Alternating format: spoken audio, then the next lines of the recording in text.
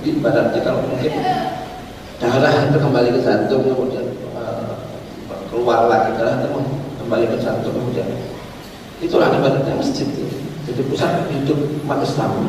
Umat Islam dia saling bertemu, saling berkenalan, saling bersinergi.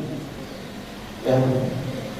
Tapi ada mereka yang hanya melihat dari kejauhan.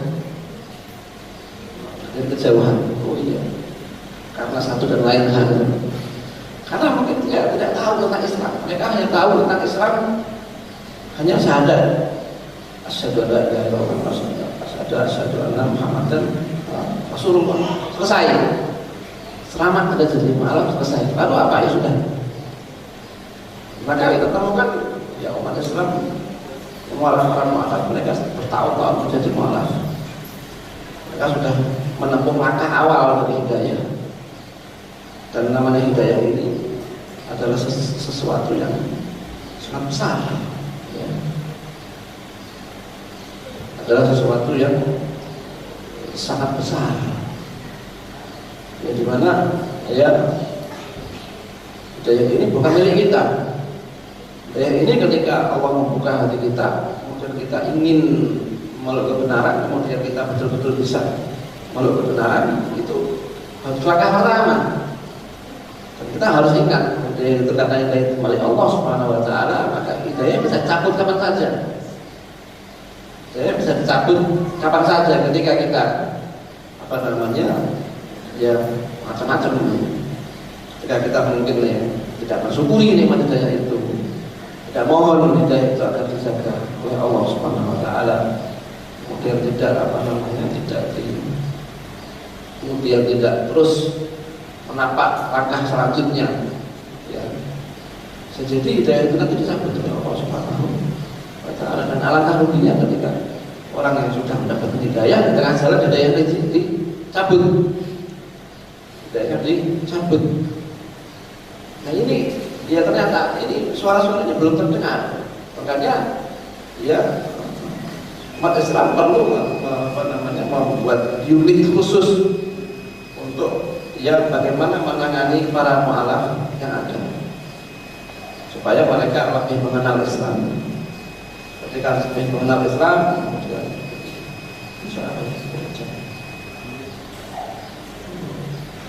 mereka lebih mengenal Islam, supaya mereka lebih tahu tentang dinullah, tahu apa yang harus dikerjakan. Dan para mu'alaf ini, ya perjuangan jadi mu'alaf ini bukan perjuangan yang ringan, perjuangan yang ringan. Saya bisa membayangkan mu'alaf ini ibaratnya adalah ya pohon. Mereka ada di mereka tadi ya ibaratkan dengan pohon, batang pohon ya. Tadinya mereka dalam satu keluarga ya hidup tenang dengan keluarganya, keluarga yang mengayomi, keluarga yang bahkan ia hidup di tengah komunitas mereka yang ikut guyup, bahasa Prancisnya guyup, apa guyup itu? Yang harus Prancis nanti apa? Bersatu, artinya bersatu dengan mereka. Tiba-tiba mereka ini keluar kisah mencerat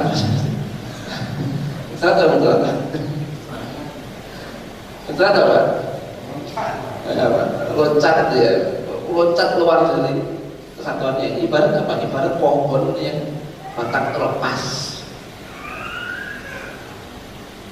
batangnya lepas, dan kita harus mengapresiasi perjuangan mu'alaf ini untuk melepaskan diri dari pohon yang selama ini mereka hidup dari sana.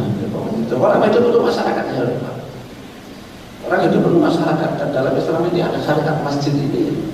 Dan masjid ini adalah salah satunya mungkin adalah sebagai sarana bermasyarakat seorang muslim, bahwasanya seorang muslim dengan muslimah itu satu tubuh. Jadi terwujud dengan masjid. 5 kali ke masjid, nanti orang nanya, oh itu kemana kok nggak ada, oh itu gimana, nanti ngobrol-ngobrol masing-masing kepedulian itu dari masjid. Sinergi umat dari oh kita bisa itu masjid tambah ini, oh saya bisa ini. Nah, salah satunya itu. Nah, ketika orang muslim itu, ya seorang itu masuk melepaskan diri dari cabangnya di pohonnya, dia masuk ke pohon yang lain, pohon Islam di masjid. Dia menjadi bagian dari masyarakat muslim. Kewajiban masyarakat muslim untuk membimbing mereka. Kewajiban masyarakat muslim untuk membimbing mereka kepada jalan kebenaran. Yang ini makanya perlu unit khusus untuk mendakwahi para ulama. Dan selama ini alhamdulillah ya meski belum bisa dibilang maksimal ya, karena masih ada kekurangan di sana sini. Memang ya kewajiban dakwah ini kalau kita bisa ya kontribusi sedikit apapun maka itu berharga di sisi Allah Subhanahu wa taala. Dan selama ini terbuka untuk kontribusi siapa saja. Dan itu juga dengan dakwah dengan mu'alaf ini adalah satu unit untuk ya kita dirikan untuk kita memenuhi kebutuhan itu. Karena para mu'alaf juga tidak tentu lepas dari problem.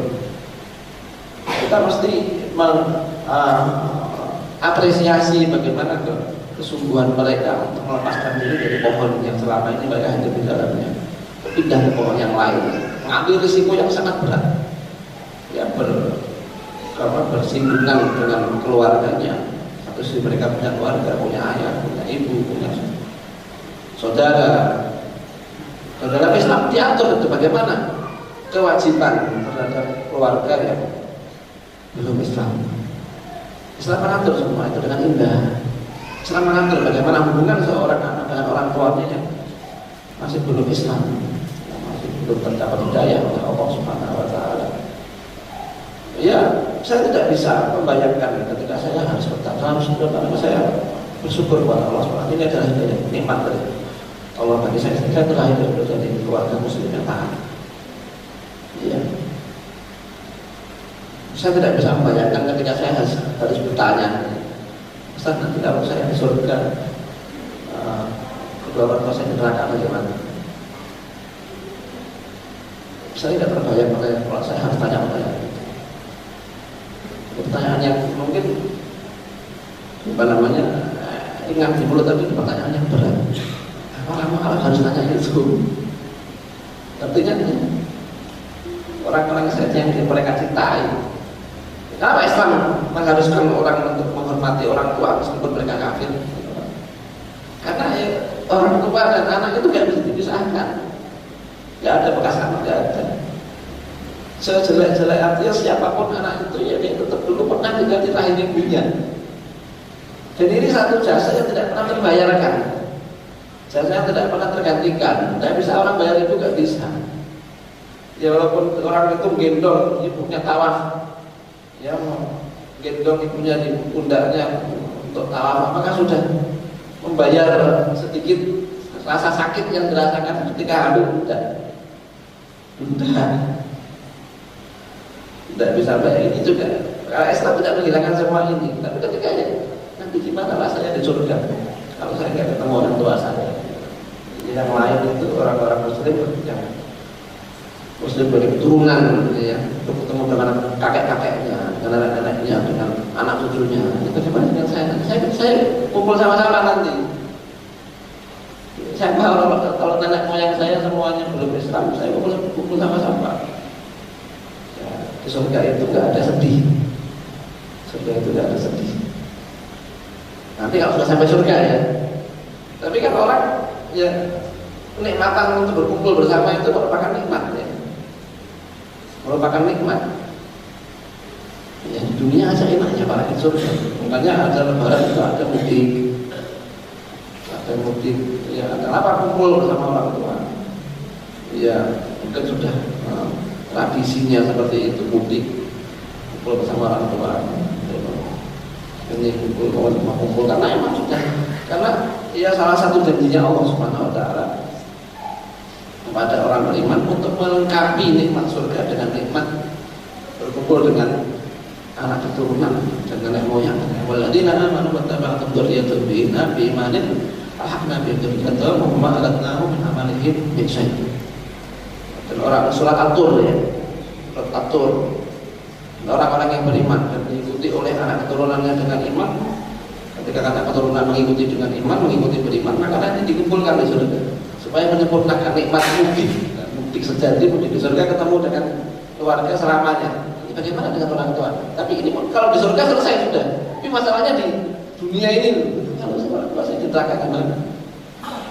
Makanya umat Islam ini kewajiban kita semua, kewajiban komunitas umat Islam untuk ya mengapresiasi keberanian mereka untuk ya mencabutkan diri dari pohon yang selama ini mereka hidup, pindah ke pohon lain. Nah, ini kewajiban kita semua untuk menyambut, ya untuk membuat mereka merasa nyaman dalam Islam, buat mereka nyaman dalam Islam, menemukan keluarga, menggantikan keluarga yang mereka tinggalkan. Memang persaudaraan yang sejati adalah persaudaraan iman. Ya, persaudaraan iman yang mempersatukan kita adalah iman. Karena orang tidak bisa yang mengubah takdirnya ya dari lahir di suku mana, lahir dari orang tua mana, lahir di kota mana, lahir di negara mana. Orang tidak bisa milih itu. Karena tidak bisa milih, ya karena orang tidak dihukum hanya karena dia dari suku tertentu. Jika orang lahir dari suku tertentu, dia tidak bisa dihukum. Kamu suku A, dihukum karena kamu suku A. Tidak ada itu, karena tidak masuk akal. Kenapa? Karena orang tidak bisa milih. Tapi orang bisa milih untuk menerima hidayah. Orang bisa ketika pintu hidayah terbuka, dia bisa pilih untuk masuk ke pintu hidayah atau dia masih pilih untuk di luar. Ya, orang tidak bisa milih lain dari hukum mana. Orang bisa pilih ketika sikapnya dia terhadap kebenaran dia bisa pilih. Nah, kita hargai ini keputusan besar mereka, kita harus menyambut keputusan besar mereka dan tidak buat mereka kecewa. Bisa kecewa dengan perilaku kita, kok orang Islam kok seperti itu, saya tak kotak aja lah. Ya, ternyata saya tidak menghadapi kenyamanan seperti yang ada di agama saya sebelumnya. Walaupun ini adalah pilihan ya, dan ukuran kebenaran itu bukan sebuah kenyamanan. Sebuah kenyamanan, semua orang semua bisa mengklaim lebih nyaman. Tapi masalah klaim lebih nyaman itu perlu dibuktikan lagi.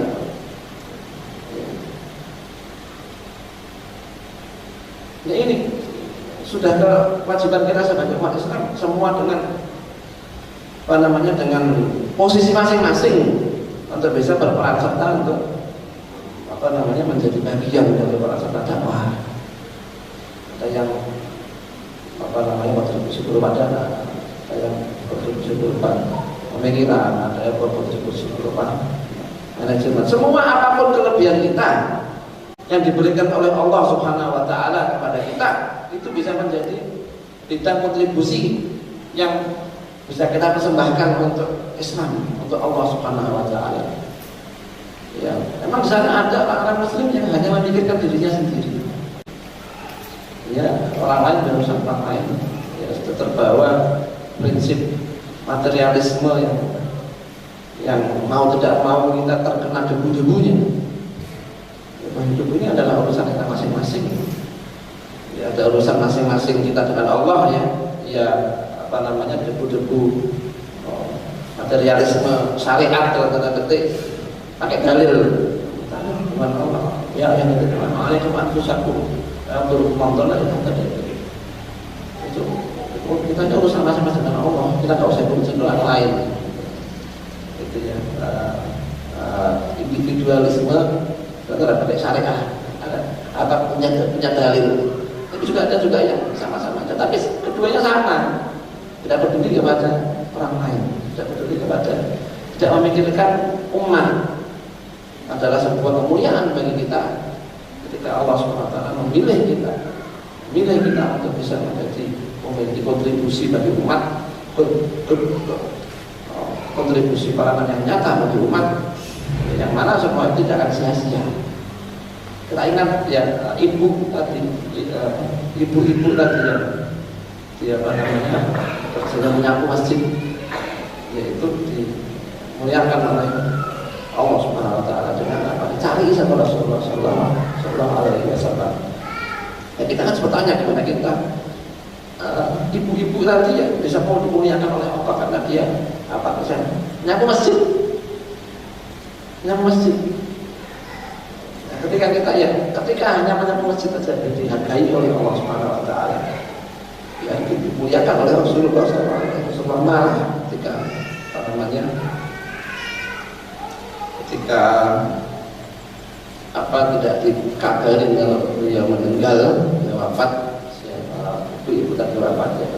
Kenapa tidak dikabarin? Ya. Seorang kepala negara ya, mau menyolatkan seorang ibu yang harusnya menyapu masjid, makanya menyapu masjid itu bukan perbuatan yang sepele. Artinya apa? Kontribusi apapun dalam Islam itu ada nilainya di sisi Allah Subhanahu wa Ta'ala. Maka saya mengajak kepada masyarakat di sini khususnya semua kaum muslimin yang mendengar ya kalimat saya ini di mana saja berada untuk berkontribusi. Salah satunya adalah dengan ayo kita bersama-sama membangun bersama-sama. Bagaimana kita bersama-sama bisa mendakwah para mualaf masing-masing dengan kemampuannya. Itu nanti akan menjadi kontribusi yang sebetulnya itu adalah kontribusi untuk kita sendiri, adalah kontribusi yang akan kembali kepada kita sendiri yang akan merasakan. Nah, karena ya Allah Subhanahu Wa Taala tidak akan menyia-nyiakan sedikit pun kebaikan yang kita lakukan, tidak akan menyia-nyiakan amal soleh sedikit pun yang kita kerjakan. Kemudian semua menjadi celengan, menjadi apa simpanan kita yang akan kita panen nanti di hari kiamat. Karena dan kita lihat ya, nyatanya orang bidang teknik bisa menjadi kontribusi. Orang yang semua bidang ada kontribusi yang bisa dikerjakan. Soalannya orang dapat hidayah banyak untuk dia bisa melangkahkan kakinya untuk berkontribusi untuk umat. Ketika Allah Subhanahu Wa Taala menghendaki kebaikan, Allah akan membuat dia menerima kebaikan dan akan membuat jadi seorang yang punya kontribusi dalam menyebarkan kebaikan. Nah, mari kita mohon kepada Allah Subhanahu Wa Taala agar kita ya agar Allah membimbing kita, membuka hati kita untuk kita bisa berkontribusi dengan kepada kebaikan dan semuanya akan kembali kepada diri kita. Juga khususnya dalam Ramadan ini ya jangan lupa kita berdoa kepada Allah Subhanahu Wa Taala agar Allah Subhanahu Wa Taala memudahkan Ramadan kita, memudahkan kita untuk bisa melalui Ramadan ini, karena kita tidak bisa ibadah tanpa bantuan Allah. Kita harus minta bantuan Allah Subhanahu Wa Taala. Ya, dalam Al-Fatihah iya karena abudu, wa iya karena nasta'in. Ya, para ulama menjelaskan bahwa salah satu pelajaran dari ayat itu bahwa ibadah itu adalah harus dengan minta pertolongan Allah Subhanahu Wa Taala. Kita tidak bisa beribadah tanpa bantuan Allah Subhanahu Wa Taala. Demikian kalimat dari saya ini, semoga kita semua kajian kita pada pagi hari ini tulis oleh Allah Azza wa Jalla sebagai amal soleh memberatkan kita di akhirat nanti. Amin ya rabbal alamin. Qul qouli hadza wa astaghfirullah li wa lakum. Wassalamualaikum warahmatullahi wabarakatuh.